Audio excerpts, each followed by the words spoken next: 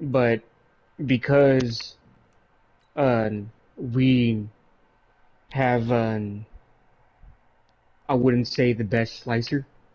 Okay. Um, I have to usually cut up these big ass pieces of fucking like pastrami or ham or fucking. I'm pretty sure the roast beef I'll have to cut into smaller pieces because our slicer isn't like huge. It's kind of like a deli slicer that you would see inside of a fucking supermarket. And And um, they're having you cut like really big pieces. yeah, they're having me cut usually. I use setting 17 on the deli slicer, so it's probably I want to say maybe a quarter of an inch. Okay. I want to say like a quarter of an inch or a half an inch thick fucking meat. Okay. Fuck you, Great White.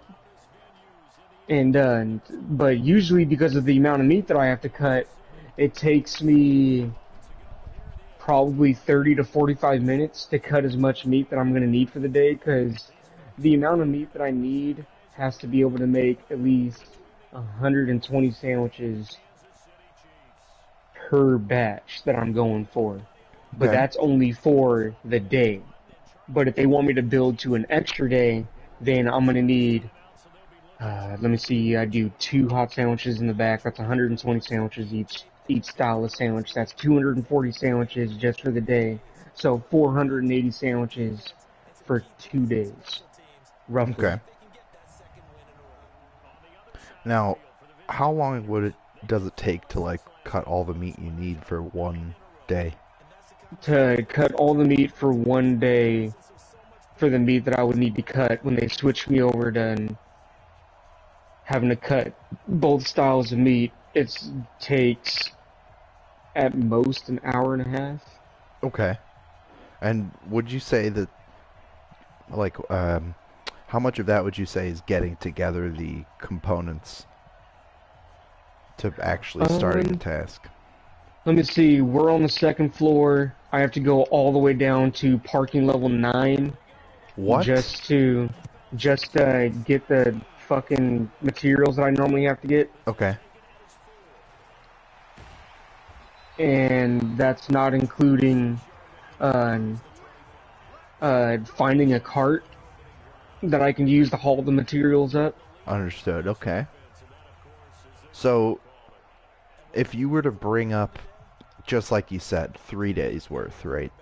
Mm-hmm. How much, how much space would you have to store that before you, like, well, I guess you'd be prepping it all at once. Maybe you wouldn't have to I would store it prep it while all you at cut. once. But, I would use as much as possible, but the next problem is they think that deli doesn't need its own shelves inside of them walking upstairs on the second floor. So okay, usually so if I that's what I was, like, curious about. There's something, if you're striving for success here, there must be something outside of yourself that is that's affecting the fucking me over. ability. So Yeah, would you say that's like your choice to prep for one day, or would you say it's a constraint that you have to prep for one day? I guess I'm it it's a constraint because I don't have my own shelves to be able to fucking to use That's to so be able weird. to. Do they know this? Do you know Oh the yeah, they space? know about it, and Wow. it's like, are they doing anything about it? Not really. Okay, so originally said only one person needs to work at the station. Who was working at this station before you? Do you know them? Are Before they me at the was restaurant? this At that place? Before me was this lady that didn't have the best attitude, and she would get an attitude with a lot of people. So Okay. she got let go because of it. Okay. And she was one of maybe two people that was able to handle the station by themselves the whole time they've been there. I see. But So she was like a grizzled veteran. yes, but before I showed up, uh, it business wasn't so busy. Oh, And then as really? soon as I showed up, business got really busy. Is that a seasonal thing or is that just in general? No, it's just fucking the campus. Usually every every 2 to 3 months we get a surge of people because uh, the Washington campus hosts Kansas City people because they do giant meetings to figure out like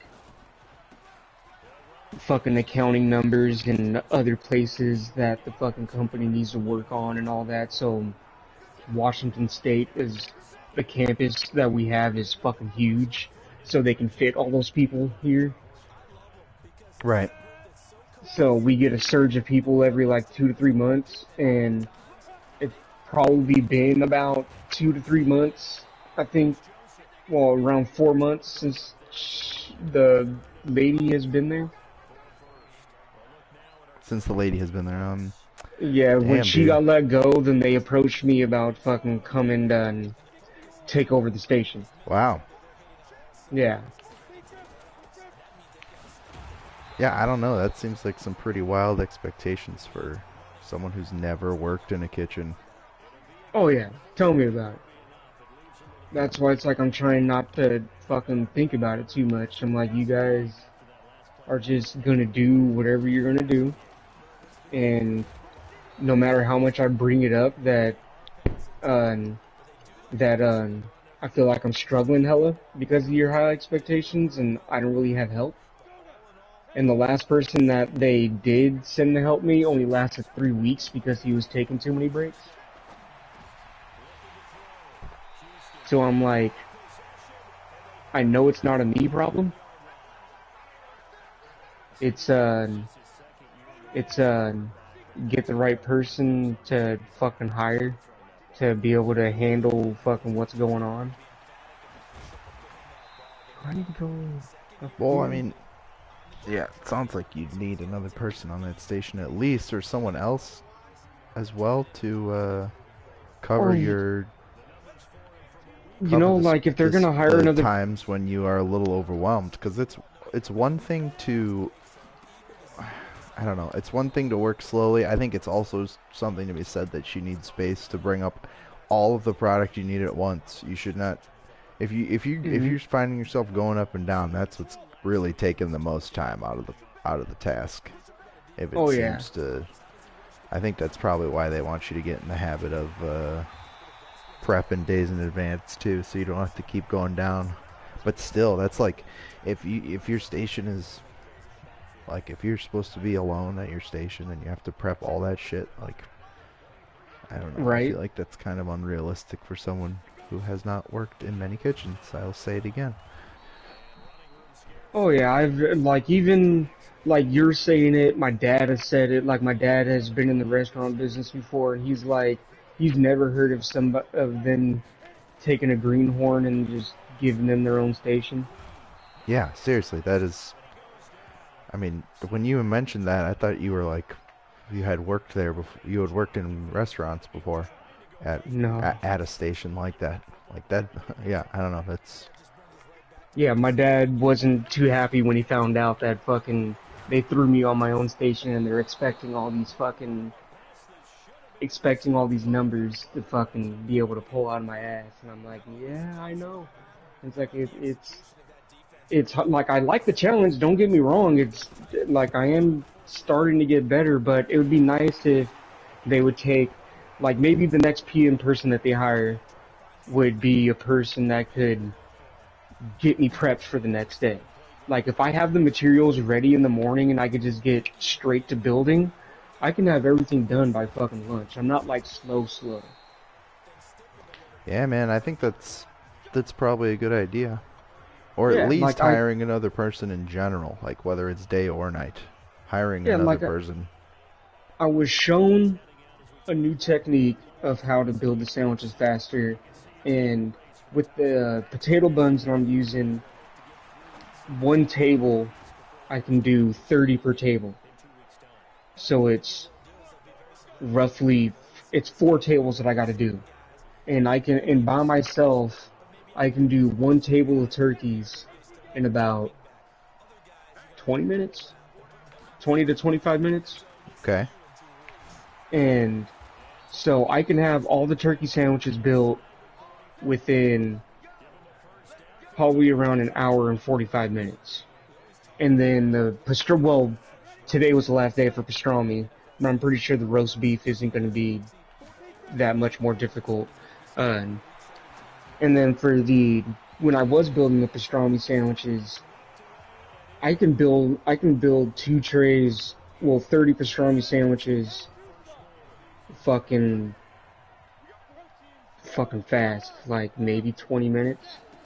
Good. So I can pretty much have all the sandwiches built by time fucking service starts, and then I would be able to start building for the next day. It's just that, I don't have the help with like getting the prep work done. Yeah, And that's that's not that's in what you got to be faster on, right? Yeah. Yeah. So, and and then the other part of my duties is that for Kiosk Deli, they build cold sandwiches. So I have to be able to do the prep work for them too to make sure that they can build their sandwiches out there. So I have to do my prep work plus prep work for the deli out front to make sure they can keep going too. Jeez. Yeah, that's a lot, dude. Yeah, man, and it's from the kiosk worker that I conversate with to know what they need every day and know how many sandwiches that they're building to every day. Like the more popular sandwich, it's kind of like my station. They try to get to around like I think like 80 sandwiches for the popular cold sandwiches, and then the vegetarian wraps, I think they try to get to around 60 a day. So it's 140 sandwiches a day, but they only build their sandwiches at the beginning of the day. They don't like prep for the next day. But it's still a lot. So in all, if I were to be able to keep up, it would be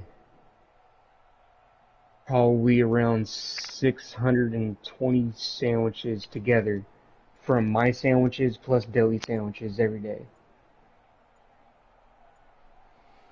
Yeah, man, I guess you just gotta speed it up. There you go. I gotta, yeah, I know, right? I mean, Like it's there's this, don't get in your head about it either, dude. It's like it's all about being conscious about what comes next and just kind of knowing, and mm-hmm, it's really getting a down good way freaking what, to get the routine down with what you oh got to yeah, do, because you know it is extremely high intensity, but it also sounds like one mm-hmm, it needs another person in there, and yeah, the other thing is just that, yeah, you just gotta speed it up, and it's not something that I think needs to be angrily told, but also in certain situations, no matter how fast yeah, you go, you'll still be fucking overwhelmed. And hell, that might have been the reason the other person was crabby all the fucking time, was because they had so much prep to do and they had no time to fucking to chit get it chat and done. all that and be nice or whatever. I don't know, but it takes a lot to be nice sometimes, especially if you're fucking what it sounds like is overworked. Now, if it wasn't that busy back then it wasn't that busy back then, so she might have been an asshole. But Yeah. From what the boss tells me, it didn't really get busy until the new year. Like really busy until the new year. interesting. Like we did have our busy times when I first came back there, but it wasn't as bad as how it is right now. It is so busy, and they think it's really busy right now. Wait until we hit June when the fucking interns show up. The interns are terrible. What are they so terrible about? There's this, it's like an extra almost 1,000 people on the campus. Oh, Yeah. oh, there you go. And so like right now the campus is doing, I think right now we're at like in between 2 and 3,000 people. So it goes from that to in between 3 and 4,000 people on the campus every day. Jeez. And they have no way of tracking how many lunches people are actually getting every day. Really? Yep, Jeez. there's some people I come out there and I swear I see the same guy or the same lady come through the line for like the fourth or fifth time that day, and I'm like, are you not thinking about your other coworkers that may want some food? or like want to try that station, Yeah. yeah, you're just. But no, me and some other coworkers are like, man, they're not eating all that food. They're probably taking some of it home. Oh, is it free? Yep, it's free lunch, but what the T-Mobile rules are supposed to be, it's supposed to be one free lunch per T-Mobile employee. And if they want another free lunch, I mean, if they want another lunch, they're supposed to pay for it. But they tell us not to police them. Oh, so maybe it's like an honor system, but yeah, that's just fucking bogus that people do that. I agree. Yeah, but they're trying to incorporate a way to where we have badge scanners at every single kiosk, kind of like what Boeing does, where you scan your badge and that's how it keeps track. Yeah, that's And smart. if you try to scan your badge again at any of the other stations, it'll know that you already went to another station and you'll have to pay. Damn. Yeah. So Boeing, it's not free lunch, but it's discounted lunch. I think Boeing pays for 50% of the lunch, and then the employee has to pay for 50% of the lunch. But the Mm. way that Boeing does it is that it just gets taken out of your paycheck. Yeah, that's smart. Yeah. So it's like you're not paying for it out of your wallet right now. It just gets taken from your paycheck. Which honestly, I think T-Mobile should definitely hit up Boeing about that. Be like, hey, we're thinking about wanting to incorporate the same system to keep track of our employees. Would you mind us using it? It's like Well, it's it's as simple probably as that. yeah. I'd be surprised if it was a system that Boeing made. I bet it's something that they could even just like partner with or some kind of situation like that. Oh yeah. But I think T-Mobile, they like to do their own shit. They're probably trying to make their own system, Yeah, that's but true. it has to be able to work with our POS system. Right. We're just like, go ahead, keep on doing this, and then fucking when you guys are asking for so much product that the fucking kitchen can't produce, you guys are gonna be the ones getting mad. No, I mean, Cause, I bet people already are mad, and that's why they're doing it as well. oh Because if yeah, they're gonna have an honor system and people blatantly fucking ignore it, then that is just oh, when I used to stupid. work out at the bar, sometimes that's all I would hear some of the T-Mobile workers talking about. Like, why the fuck are some of our coworkers are so selfish to go back into the line 4 or 5 times? Yeah, it's a damn good And question. I like what you're saying. Now go say that to the people that are doing it, Yeah, really. or report them to HR. It's gonna be those people that ruin free lunch for the rest of you. Yeah, really. It's like if you notice your coworker doing it, call them out on it, because I can't do that. I already got in trouble fucking once. I I was trying to follow the rules. I didn't know it was a fucking VP because he looked like a normal fucking person. Oh my god. Yeah, and he wanted to get a second entree, but I told him that I would have to charge him. But for me to charge him, he'd have to go to the back of the line because I'm not just gonna let him skip in front of everybody that's been waiting. He just And skipped in front of everyone that was waiting? no, like he came in to get his lunch, but he wanted a second entree. Well, the rule was, it's one entree for your lunch per T-Mobile and per T-Mobile guest. So when he wanted a second entree, you know, I tried explaining to him that I'd have to charge him and he'd have to go to the back of the line to be charged for it, and he didn't like that response. Why did he have to And go to the back of the line to be charged for it? to be charged for it because there's already people waiting in line to get food, and I wasn't just gonna like let him cut in line unless the person fucking wanted to wait, unless the people behind him wanted to wait longer for their food. But like there at T-Mobile, people do not want to wait. Mm, It's a weird concept that you know we're supposed to follow the rules, but at the same time, don't follow the rules. Just always say yes. yeah, fuck that. Yeah. And so I got in trouble for it, and a whole bunch of people, like almost everyone that I've told this story has agreed with me. Nobody should be above the rules. It's like they're there to fucking yeah. Yeah, fuck that. I mean, once again, it's just a fucking douchebag. Yeah, like in Sounds like a bunch of T-Mobile, douchebags. say that you know you were to break one of the rules at T-Mobile, any T-Mobile employee, including a VP, would get escorted out by security that same day. Really? Damn. Oh yeah, I've seen it happen before. Fucking somebody broke some T-Mobile rule and they got escorted out by security with all their belongings.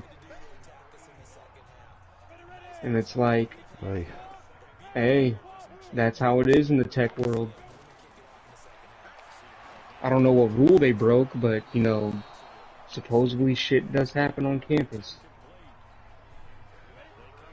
makes sense. Maybe they were like smoking weed or something.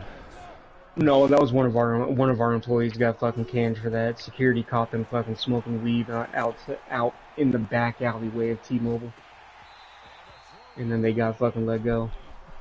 Damn. Yeah, but if they federally legalize it, say that you're in the back alley, you could technically smoke weed in the back alley on the opposite side that's owned by QFC, and T-Mobile wouldn't be able to do anything about it. Huh. Yeah. Because in the back alley of QFC, there's a whole bunch of fucking dumpsters and shit that you can just fucking stand in front of, Right. and you'd be perfectly fine. But Wait.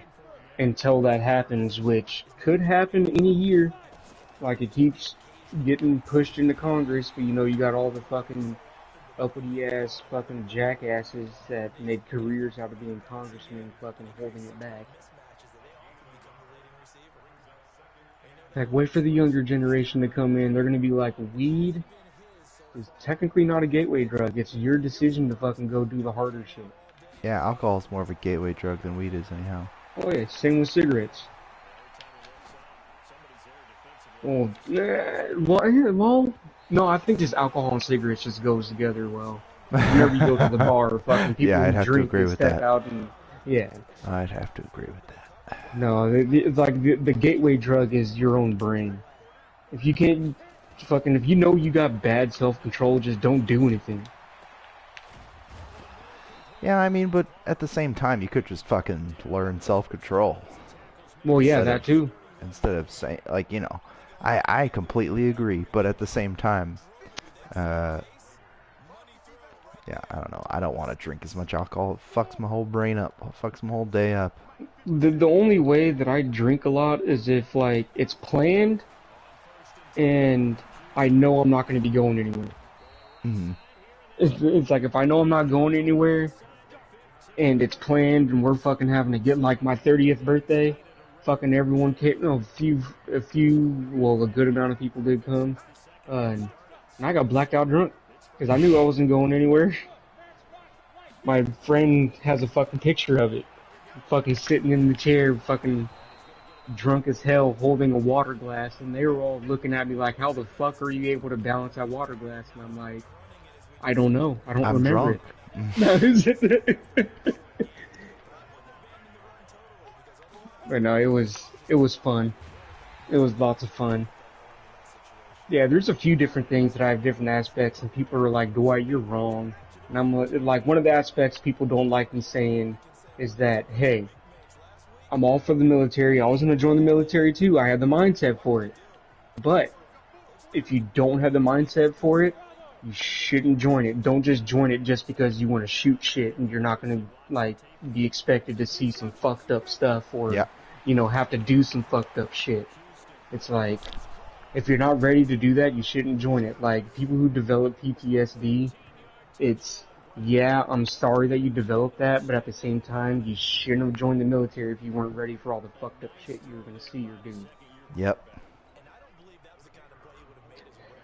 And like, I don't say that around a certain boss that I work around because I think her family has a couple people who develop PTSD from being in the military. So I'm like, usually if I know she's like in my vicinity, I won't bring it up. Yeah, I mean, That like that's part of the reason why that we can't really light off fireworks anymore. Because, it fucking triggers veterans PTSD of fucking whatever the hell happened to them. yep. And it's like, damn, man, I'm sorry, but technically lighting fireworks off on the 4th of July is a national tradition. So why are we giving that up? I love lighting off fireworks. It's fun. 4th of July, New Year's. If you don't like it, they do have noise canceling headphones that you can wear while you're sleeping. I'll tell you. No, it's No, all you know, good. it's like anything. There's going to be people that don't like certain stuff, and hmm so. Just like the Dave Chappelle haters.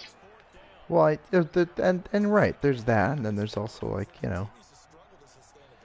a country kind Yeah, of forced a couple whole generations to go to war based on like a bunch of really awful shit that happened to everyone in the nation. very And true, it's very just kind of true. like, or everyone in a certain nation. It's just kind of odd to me. Um, Yeah, Sometimes if we're gonna like celebrate the freedom, gotta celebrate the people who also I are, fought for it. yeah, True. But I agree that it's the whole holiday's about shit exploding. It's like the whole national anthem. So hmm um, Yeah, national anthem. A lot of people hate the national anthem too. Like, damn, man. It's like it's a. I understand that it was created during a battle that fucking technically shouldn't have happened, but it's still a good national anthem. I like it, even though there's some people that have performed it at sporting events that you know you're way off key. Like when they got Pink to fucking sing it at the Super Bowl. Oh, that was so bad. did you see Fergie sing it at the NBA All-Star game? What? Oh my God! If you have not seen that video, you need to look it up right now. Yep, I'm It is fucking on YouTube outrageous. It's right now. Fergie at the NBA All-Star game. It is one of the craziest renditions I've ever heard of that song, that anthem. Okay, it's 2 minutes 20 seconds. We'll see if I can Trust survive me, the whole 2 minutes. no, it is captivatingly awful. You will not be able to put it down. Okay, I promise you that. Right.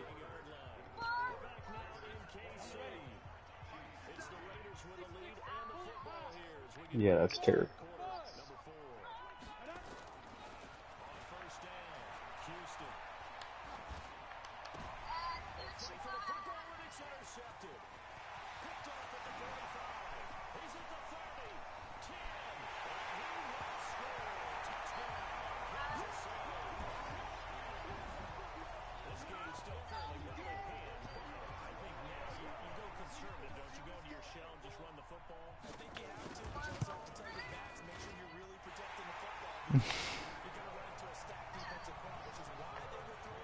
Chance is fucking laughing at it.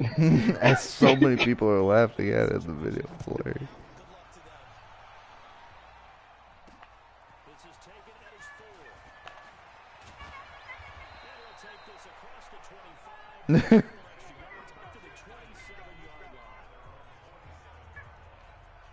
My cat's looking at me like, what the fuck are you watching?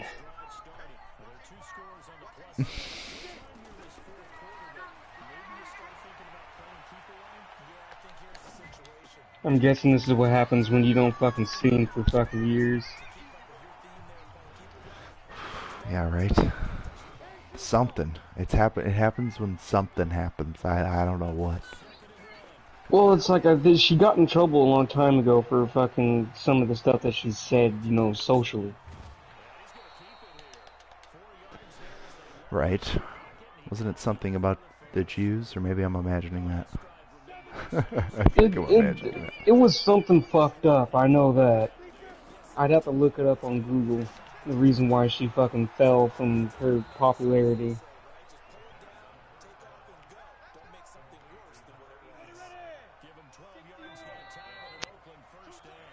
Yeah, no, I'm not gonna finish that. That is terrible.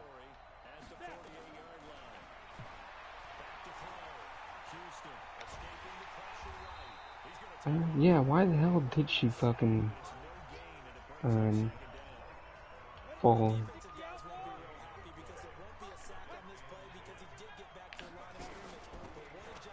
I thought it was just because she had a shit voice.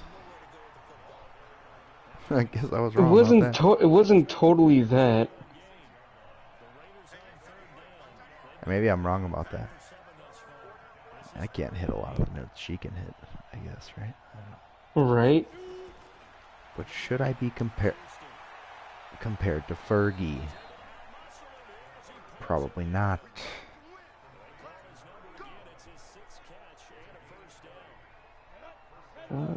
Let's see.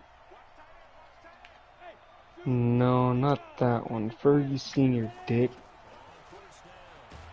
Not fucking Fergie the fucking Duchess. I don't give a shit about her. Fergie to Duchess. Yeah.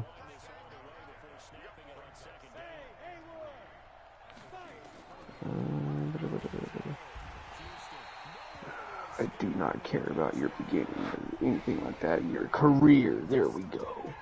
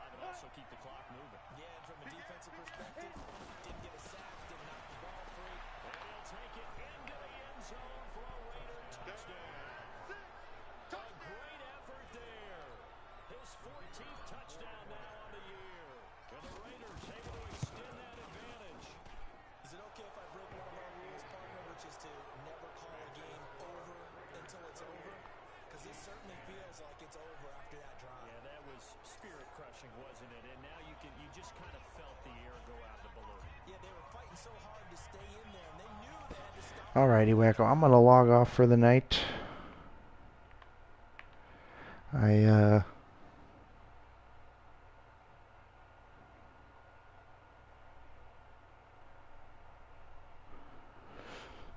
I mean, maybe nothing happened to her. Maybe that's what I'm saying, man. I feel like she just had a shit voice. I could be wrong though. I could have sworn that was it though. She just has a shit voice. Alrighty, peace out, brother. I'm glad it worked out at work. I hope it works out in the future too. You too, man. I'll see you soon. Peace.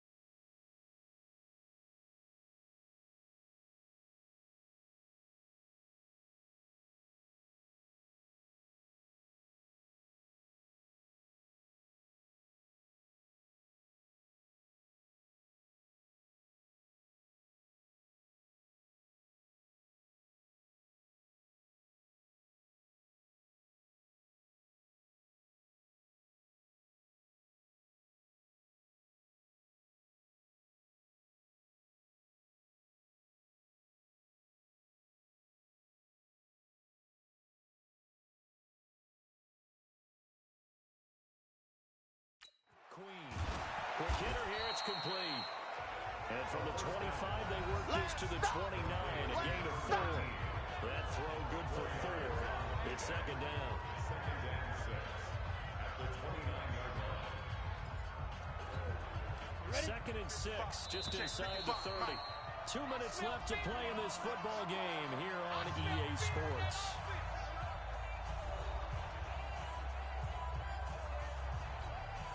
So the Chiefs in possession of the ball as we welcome you back. And let's see what they've come up with offensively after having time to talk it over. Looking to throw. Queen got his man complete over the middle. It's Paul. That target from a couple brings up third down. The Chiefs now going to use the first of their timeouts as they'll talk it over here before what will be an important third down.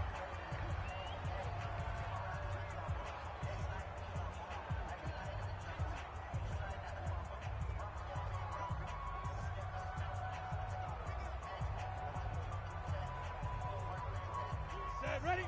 8, read. Eat. Hey, keep it up.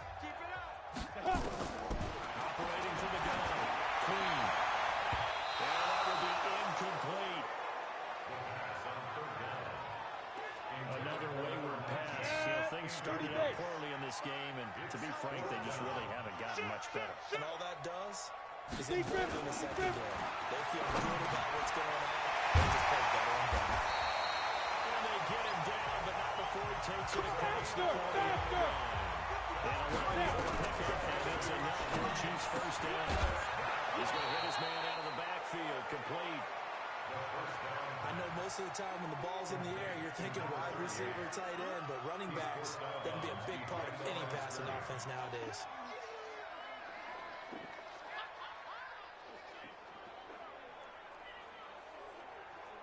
They only got a yard out of that last completion, and that makes this 2nd and 9.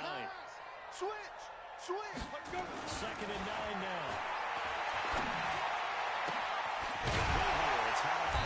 Now he takes this one down almost all the way to the 30. And he's going to get another first down as the tackle comes at the Raiders' 31-yard line. And a scary incompletion, almost picked off. It would have been their first INT of the game. Instead, second down. Well,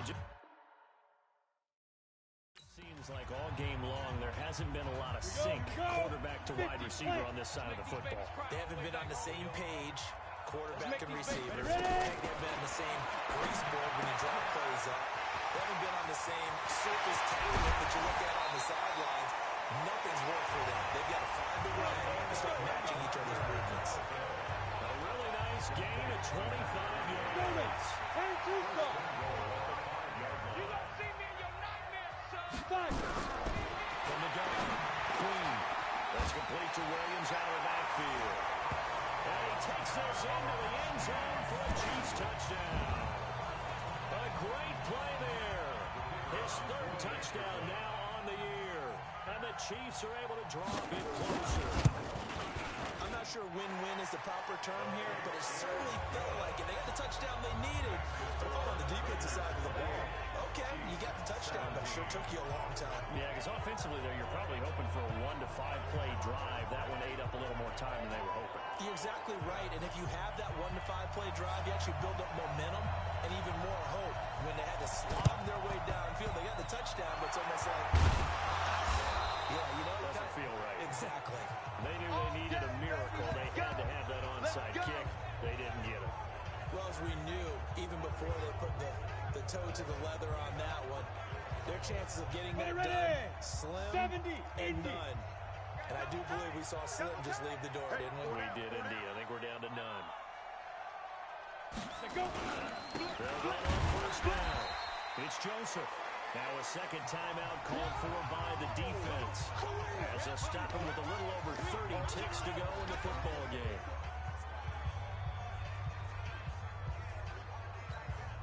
Here's 2nd and 9, just a yard on that last run. Watch the curl.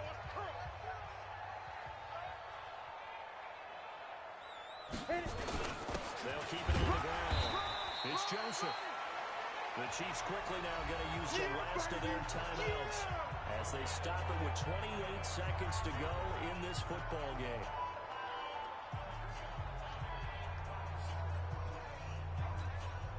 And now on third down, they'll need to get it to the 36 to pick up the first.